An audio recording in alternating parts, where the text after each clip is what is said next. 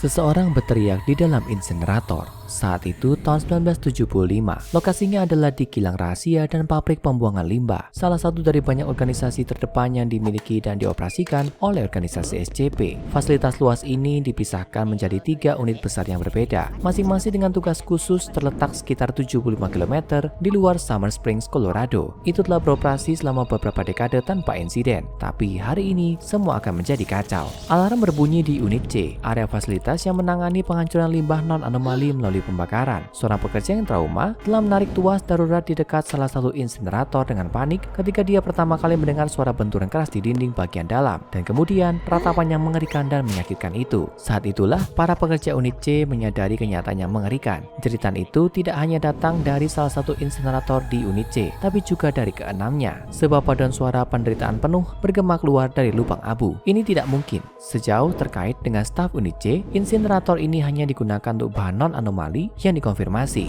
Dapatkah beberapa hewan atau bahkan beberapa pekerja yang malang entah bagaimana jatuh ke dalam insinerator? Tapi bahkan jika mereka melakukannya, seberapa besar kemungkinan seseorang telah jatuh di keenamnya sekaligus? Ini tidak mungkin. Direktur lokasi segera dibawa untuk mengotorisasi penyelidikan, dan pada saat itu juga dia menuntut agar setidaknya satu tungku, dalam hal ini tungku nomor 4, dimatikan sehingga peneliti dan penjaga dapat menyelidiki apa yang terjadi di dalam. Kelihatannya seperti tindakannya jelas, tapi untuk beberapa orang di lokasi hari itu, ini akan terbukti menjadi kesalahan fatal. Ketika api padam, sesuatu mulai berderak di saluran pembuangan. Terdengar suara garukan dan derit seperti sesuatu yang menggores logam. Seorang pekerja pemeliharaan diperintahkan untuk memeriksa ke dalam, dan ketika dia membuka palka, dia mengeluarkan ceritanya membuka tulang. Ada sesuatu atau seseorang keluar dari saluran pembuangan itu muncul dari kegelapan, diterangi oleh bara api insinerator yang masih menyala, mengeluarkan suara melengking yang mengerikan yang bahkan bisa membuat operator gugus tugas taktis gemetar ketakutan. Makhluk itu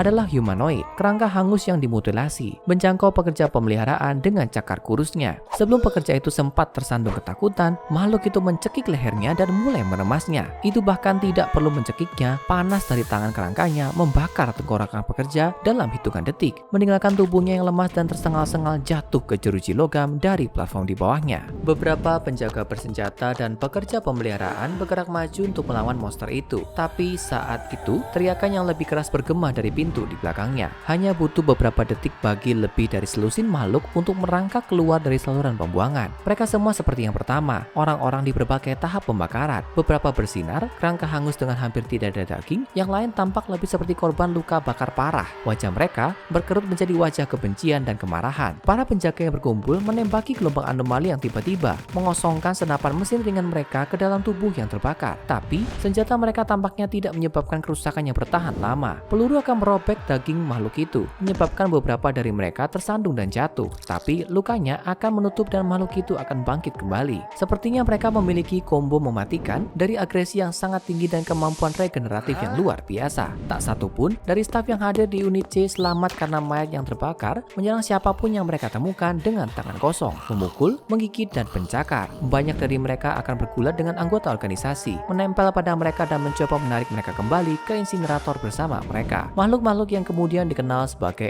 SCP-2419-A ini menyebabkan beberapa korban jiwa dengan serangan mendadak mereka hari itu, dan situasi baru dapat dikendalikan kembali ketika gugus tugas taktis yang berbekal pelatihan dan persenjataan lebih lanjut dikirim ke lokasi. Meskipun ada perintah dari direktur lokasi, GTT merasa tidak mungkin untuk benar-benar menghentikan entitas manapun karena kemampuan regeneratif mereka. Sebaliknya, agen GTT berfokus untuk memaksa anomali kembali ke saluran insinerator nomor 4 menggunakan tombak uap industri yang kuat. Begitu mereka kembali ke dalam, pembakar insinerator dinyalakan sekali lagi. GTT juga dapat menangkap 5 entitas dan menahan mereka untuk diinterogasi dan eksperimen. Akhirnya, mengakhiri kelolosan tahanan yang tidak terduga ini. Organisasi adalah organisasi yang bangga memiliki pengetahuan terlarang dan rahasia. Tapi bahkan mereka tidak tahu apa yang baru saja terjadi. Tampaknya tidak ada penjelasan awam mengapa makhluk-makhluk ini tiba-tiba bermanifestasi di dalam insinerator. Tapi ketika anomali yang ditahan terus beregenerasi, gambaran yang sedikit lebih jelas tentang apa yang sebenarnya dihadapi organisasi mulai muncul. Setiap anomali yang ditangkap terus beregenerasi, dan setelah sampai pada titik di mana mereka tidak lagi memiliki bekas luka bakar, para peneliti yang mempelajari makhluk anomali menemukan bahwa masing-masing identik dengan tingkat D yang telah meninggal dari catatan organisasi. Mereka secara fisik dan genetik identik dengan anggota tingkat D yang mati, salinan yang sempurna, kecuali fakta bahwa satu-satunya misi mereka dalam hidup sekarang tampaknya murni dan tak tanggung-tanggung pada pada agresi dan kekerasan. Para peneliti ingin mendapatkan wawasan yang lebih luas tentang pikiran makhluk-makhluk aneh ini melalui evaluasi psikologis dan wawancara yang ekstensif. Ini akan menjadi penyelidikan yang sangat berbahaya. Seorang peneliti psikologi bernama Dr. Warren melakukan wawancara dengan salah satu dari SCP-2419-A dengan harapan dapat lebih memahami pola pikir mereka. Makhluk ini terdengar tertawa tidak lama sebelum wawancara dimulai. Jadi bukanlah asumsi yang tidak masuk akal untuk percaya bahwa dia bisa bicara. Orang yang diwawancarai dipisahkan dari Dr. Warren oleh kaca tebal untuk mencegahnya bertindak dengan lebih berbahaya. Masalahnya adalah Dr. Warren dan asisten penelitinya sangat meremehkan apa yang mampu dilakukan makhluk-makhluk ini untuk mendapatkan apa yang mereka inginkan. Dr. Warren mencoba memulai wawancara dengan itikat baik. Dia bicara dengan tenang dan sopan kepada makhluk itu melalui kaca, berusaha mengingatkannya pada dirinya yang dulu. Anomali itu tampaknya tidak memperhatikan dokter, alih-alih berfokus pada menarik lengannya sendiri dan mematahkan tulang di dalamnya. Dr. Warren mulai berpikir bahwa makhluk-makhluk itu bahkan tidak hidup, jika satu-satunya aktivitas yang tampaknya mereka lakukan adalah menghancurkan diri mereka sendiri dan orang lain. Tapi, meremehkan mereka seperti ini terbukti menjadi kesalahan besar. Dengan melepaskan kulit dari lengannya dan memotong tulangnya hingga menjadi tajam, anomali itu telah mengubah lengannya menjadi pisau darurat. Sebelum ada yang menyadari hal ini, itu telah menggunakan tulang bergerigingnya sendiri untuk memecahkan pembatas kaca dan menyerang Dr. Warren. Dia tewas tidak lama kemudian. Setelah ditikam beberapa kali di wajah dan matanya, lalu anomali itu dipaksa dibawa kembali ke sel tahanannya. Dr. Daniel Jennings, seorang peneliti senior, kemudian dimasukkan ke dalam kasus ini. Dia merilis memo mengerikan tentang makhluk itu setelah periode pengamatannya berakhir. Itu berbunyi, "Sebelum saya datang ke sini, saya bekerja sebagai psikiater penjara. Setiap orang yang Anda temui memiliki cerita yang penuh dengan rasa sakit dan kesedihan. Terkadang-kadang cerita itu tentang rasa sakit yang mereka derita. Terkadang itu tentang rasa sakit yang mereka timbulkan. Beberapa hari Anda merasa seperti semua orang di sana adalah jiwa yang indah yang dihancurkan oleh keadaan mereka. Di hari lain, Anda akan mengetahui apa yang beberapa dari mereka lakukan dan sebagian dari Anda itu senang. Mereka ada di sana untuk menderita. Tapi di penghujung hari, saya selalu berkata pada diri sendiri, mereka semua manusia, mereka semua orang, mereka semua pantas mendapatkan martabat, rasa hormat, dan cinta yang sama seperti orang lain. Tidak ada pengecualian." Dr. Jennings melanjutkan, "Saya membuka dengan anekdot itu hanya agar Anda dapat memahami apa yang akan saya katakan tidak dianggap enteng. Hal-hal ini bukan orang. Mereka adalah monster berbentuk manusia. Mereka jauh melampaui definisi psikopati. Semua yang mereka lakukan adalah untuk menyakiti, melukai, dan membunuh. Saya akan mengasihani mereka, tapi itu menyiratkan bahwa mereka layak dikasihani. Masukkan itu ke dalam lubang, lalu isi lubang itu dengan poton. Lebih baik lagi, lemparkan kembali ke insinerator tempat Anda menemukannya. Aku ragu mereka peduli." Setelah serangkaian insiden yang tidak menguntungkan ini, prosedur penahanan diperlakukan untuk mencegah apapun yang terjadi pada staf organisasi yang tidak beruntung terjadi lagi. Seluruh fasilitas dipagari dan terus-menerus diawasi oleh GTT Beta 7, juga dikenal sebagai Mad Hatters, sebuah kelompok yang mengkhususkan diri dalam menahan anomali yang menghadirkan bahaya biologis, kimia, atau radiologis yang kuat. Tungku tempat makhluk-makhluk aneh itu muncul tetap menyala setiap saat, dengan pekerja yang memeriksa dan melakukan pemeliharaan setiap unit setiap hari dalam seminggu. Di luar itu, fasilitas ini pada dasarnya adalah zona dilarang akses, lubang palka baja yang diperkuat menutupi saluran dan mereka harus selamanya tertutup rapat. Semua karena satu hari yang menakutkan di tahun 1975. Itu adalah hari di mana fasilitas pembuangan limbah Summer Springs yang telah menjadi aset berharga bagi organisasi selama beberapa dekade lalu diklasifikasikan sebagai anomali tingkat Euclid SCP-2419. Bukan hal yang aneh jika aset organisasi suatu hari menjadi anomali berbahaya yang membutuhkan penahanan, tapi pertanyaan yang sama selalu muncul setelahnya. Mengapa tempat yang sangat berharga bagi organisasi tiba-tiba menjadi bahaya yang begitu aktif?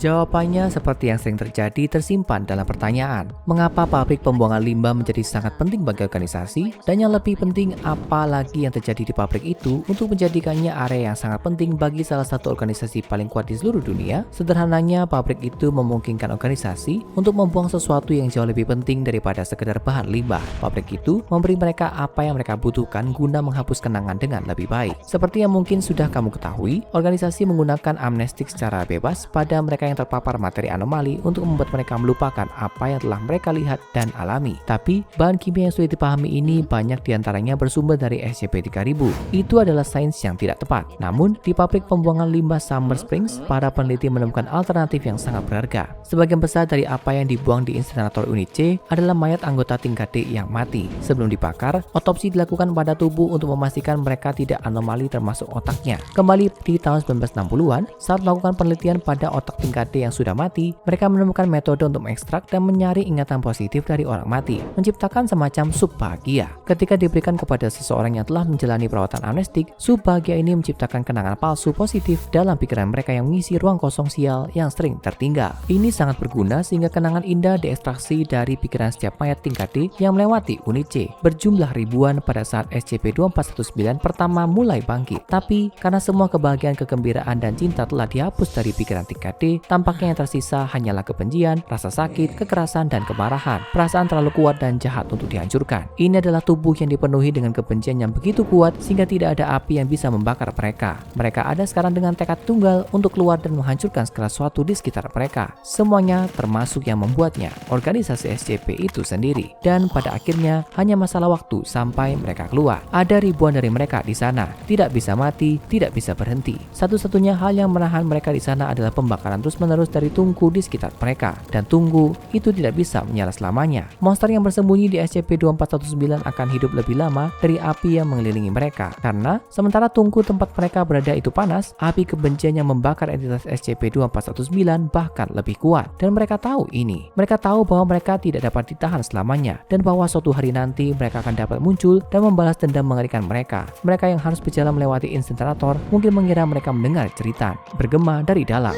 Tapi itu tidak berteriak sama sekali. Itu tawa. Sekarang tonton SCP-1861, kru HMS Wintersheimer dan SCP-3999. Aku adalah pusat segala sesuatu yang terjadi padaku untuk cerita teror lainnya dari organisasi SCP.